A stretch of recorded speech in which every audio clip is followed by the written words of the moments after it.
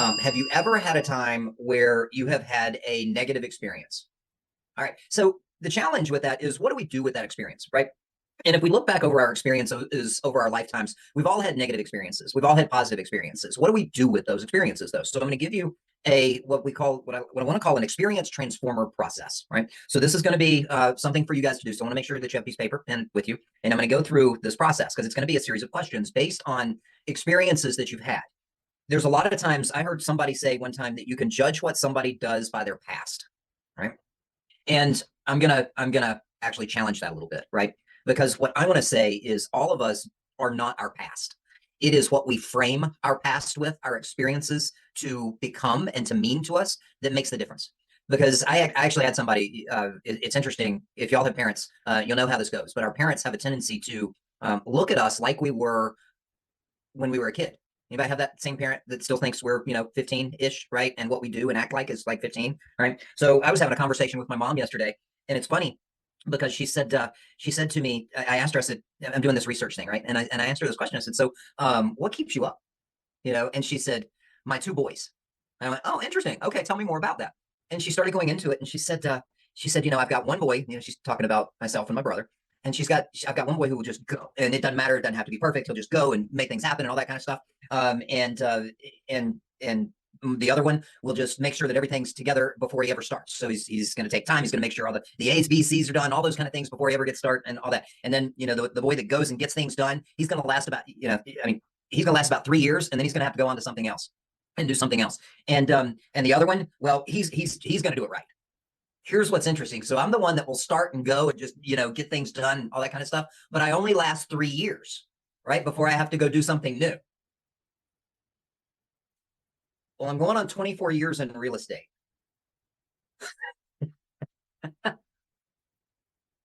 So, there's a disconnect there, right? And so it's interesting when you look at our experiences, how many of us will never change our perception of an experience from when we had it. We look back at an experience, especially negative experiences, and we don't change the frame of what we look at. So I'm going to give you an experience transformer, right? Because if we continue to do that, then we'll continue to have things that will weight us down and that will not allow us to become that person that we need to be, because it doesn't allow us to grow if we keep thinking that things are negative in the past, right? All right, so here's what I want you to do. I want you guys to think of any specific experience in the past. And by the way, this works with both positive experiences and negative experiences. As we go through this process, what you are truly doing is you are building a set of principles to live by. When you look at this and you go through this process, what you can do with that is you look at that in conjunction with your goals and your future self. And that's how you decide whether you're going to do something or not do something, and decide whether it goes on your list or not goes on your list, or decide whether you're going to do an opportunity. It's how you make the decisions based on your life. So, all right. So with that, everybody should have a piece of paper and a pencil. And I want you to think of any specific experience, and let's do it with a negative experience. Okay.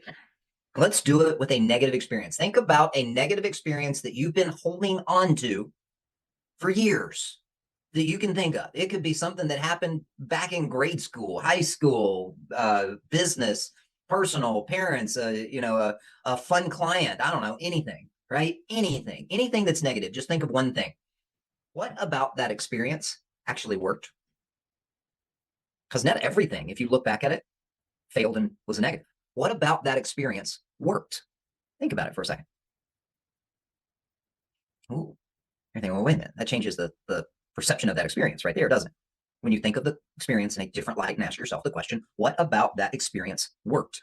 Write that down.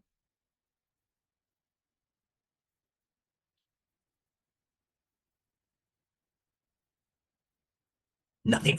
Nicole, think, get out of your own mind on that, right? Because there's something about it that actually worked. The next questions may help with this process. What usefulness can you gain from this experience to improve your future? Ooh, think about that. What usefulness can you gain from this experience to improve your future? If it didn't work, and now you know that it didn't work and why, could that be something that could improve your future? Could that become a principle and a rule to define whether you say yes or no to something? Because you had that negative event. And this is where this gets valuable, by the way, right? Because if we keep thinking of things that happened and we never find the other way to look at it, does it ever go away? Right? So when you're thinking about whatever that event is, you know that you wouldn't do it again. So now you have a principle or a rule that you can look at that will tell you if that opportunity or option or situation ever came up, that that's a hard no, right? That you're not going to get into that situation again. So there's something that came out of it because we all have those. We all have drastic situations that are negative pieces in our past. But if we don't use those to help mold our future and to shape where we're going and our yeses and nos and situational awareness, then we keep repeating the same things that we have done. Anybody made the same mistake twice besides me? Right? So yeah, and I look at those things and I say, every time I did that, I knew it. I knew not to do that, but I didn't have the principle. I didn't go through this process to make it a clear principle of when I evaluate something, how do I evaluate? Do I evaluate it based on this experience that I already had? And now how can I use it to shape where I'm going? What can you learn about that experience that you don't want in life? All right. All right. Next question. Knowing what you know now, how will you use this to approach your future differently?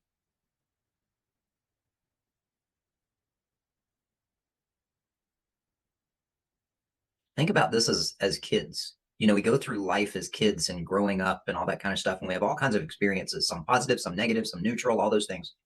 Think about all those experiences that you had as a kid that weren't the greatest. And if you changed the perception, or if somebody had taught you to change the perception of what that experience was, where would you be now? Here's what's interesting. We seem to get caught in a cycle until we learn the actual lesson that we're supposed to be taught. Right? Everybody here has repeated a mistake before or had a negative experience that's similar, right, to one in the past. Why? Because you didn't learn the lesson the first time. We didn't evaluate it and turn it into a principle or a question or a process to be able to evaluate where we're going and what to do. How many of you have made bad business decisions? Anybody? Yeah. Okay. Anybody made the same one twice besides me?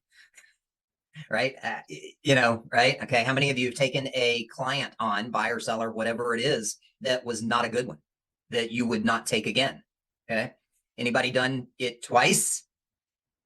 And you look back. So here, look at those. Look, are they the same reasons?